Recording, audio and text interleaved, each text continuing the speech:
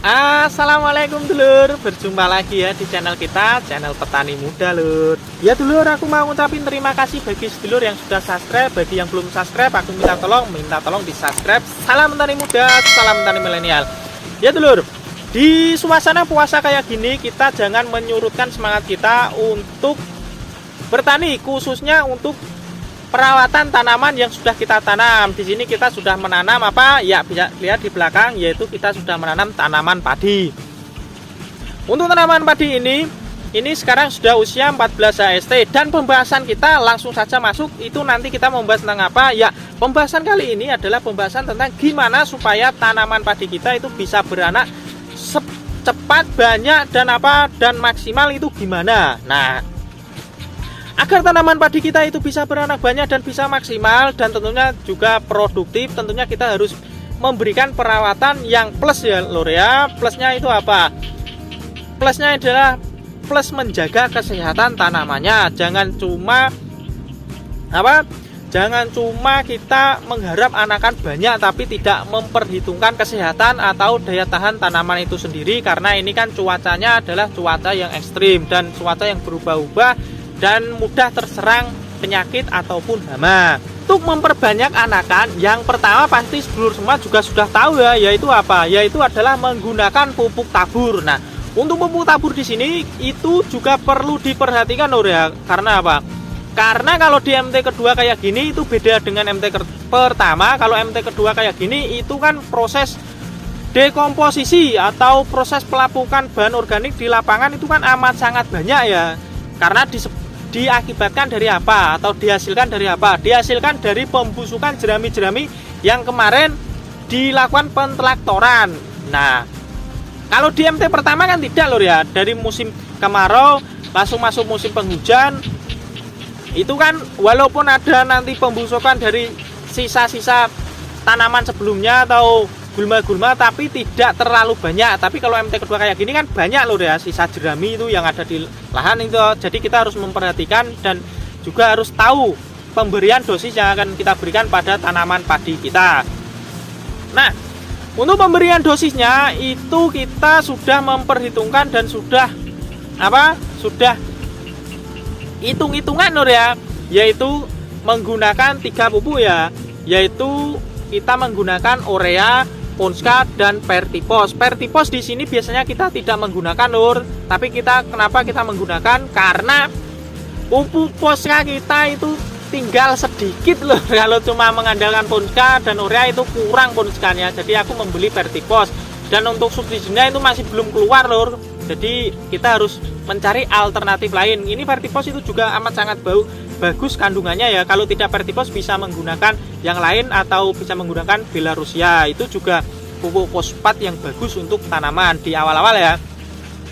Untuk perbandingan di sini kita menggunakan perbandingan 2-1-1, di mana 2 adalah urea, 1 adalah Pertipos dan 1 lagi adalah Ponska. Di mana pupuknya ini kan kalau urea kan sebesar 46% atau nitrogennya ya, itu nanti ditambah dengan yang didapat dari Ponska sebesar 15%, jadi 61% ya. Terus untuk fosfatnya itu didapat dari Ponska sebesar 15 dan 20% dari Pertipos, itu berarti 15 tambah 20 kan 35%.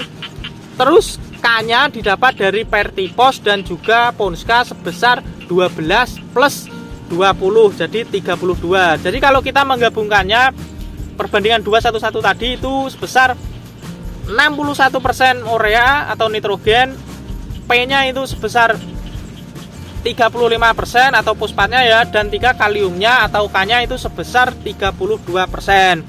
Kenapa di sini kok P-nya itu 2 kali daripada P dan K? Nah, padahal P itu kan juga bisa memperbanyakkan anakan padi.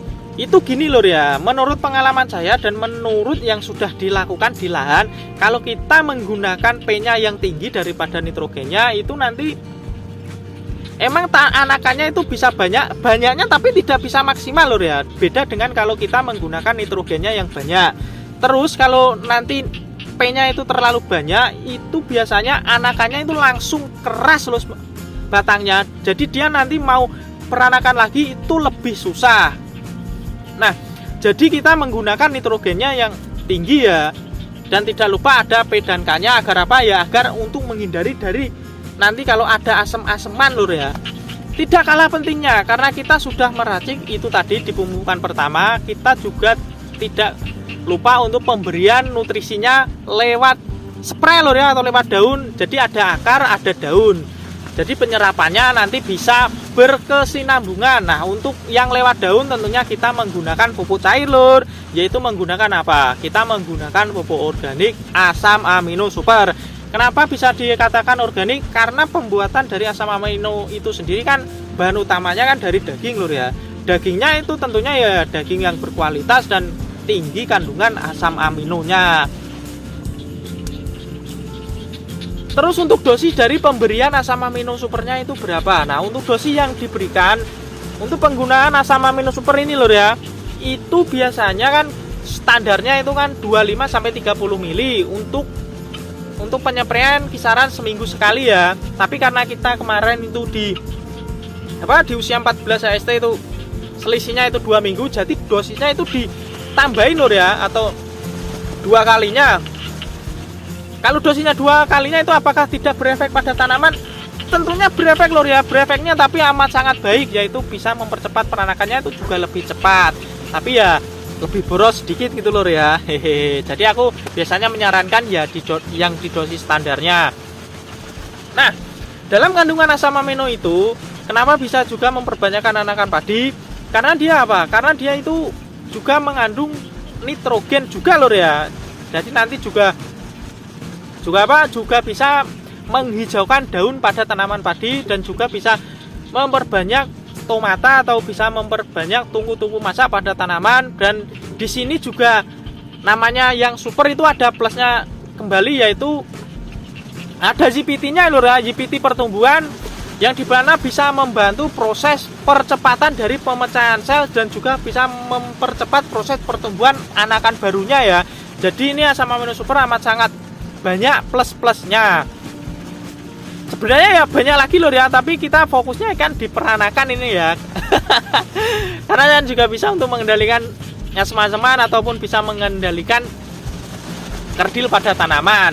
Nah, setelah kita tahu racikan pupuk tabur atau pupuk tanahnya dan juga pupuk spraynya itu tadi itu, dan tentunya kita juga harus tahu kapan waktu pengaplikasiannya yang tepat ya. Kalau untuk pupuk tabur ya bisa dilakukan, kalau saya atau di petani muda itu biasanya dilakukan 3 kali, yaitu usia 3 sampai 7 HST, yang kedua kali itu nanti usia 14 sampai 17 HST, dan pemupukan ketiga itu kisaran usia 25 sampai 35 HST ya, tapi biasanya ya di usia 28 sampai 30 HST itu untuk pemupukan yang ketiga. Nah, untuk pemupukan spraynya, karena kita menggunakan asam amino super, itu aku rekomendasikan diaplikan mulai 1 HST atau 2 HST ya, atau lebih dini itu lebih bagus lur. Karena apa? Karena bisa mempercepat proses adaptasi lingkungan pada lahan yang baru, dan juga nanti daun dari tanamannya itu tidak akan kering ya kalau pada saat pindah tanam. Biasanya kan kalau pindah tanam besoknya 2 hari atau 3 harinya kan ujung daunnya kan pada kering ya. Kalau kita mengaplikasikan asam amino ini itu tidak akan kering, jadi daunnya itu tetap hijau dan mudah beradaptasinya. Dan kalau tanamannya itu cepat beradaptasi, tentunya cepat pula peranakan yang akan dihasilkan, dan usia tanamannya pun itu nanti juga bisa diperpendek lur ya, atau bisa dipercepat kalau kita bisa rutin mengaplikasikan asam amino super.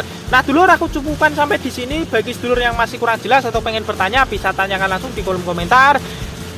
Salam petani muda, salam petani milenial. Assalamualaikum.